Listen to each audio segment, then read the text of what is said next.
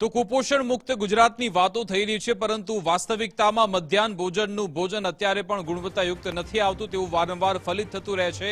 માતરમાં મધ્યાહન ભોજનમાં પીરસાતા ચણા હલકી ગુણવત્તાના હોવાનું સામે આવ્યું। બાળકોને શુદ્ધ અને સાત્વિક ભોજન આપવાના દાવા પોકળ સાબિત થયા છે। મધ્યાહન ભોજનમાં પીરસાતા ચણા હલકી ગુણવત્તા અને ચણા સડી ગયા હતા, અનાજનો જથ્થો સડી ગયો છે। બાળકોને શુદ્ધ અને સાત્વિક ભોજન આપવાની વાત થાય છે, પરંતુ હકીકતમાં સડેલા ચણા બાળકોને આપવામાં આવે છે।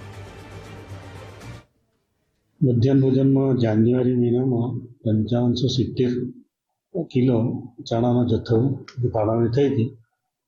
એ ગોડાઉન પર આવ્યા અને એમડીએમ સંચાલકો લેવા ગયા તો એ ચણાનો જથ્થો બહુ અખાદ્ય જેવો હતો, અંદરથી જીવડા નીકળતા હતા। એટલે તમામને અમે સ્વીકારણ ના પાડે છે। એના કારણે બાળકોના સ્વાસ્થ્યને હાનિ થાય એવું હતું, એટલે આપણે લોકોને લેવા દીધો નથી।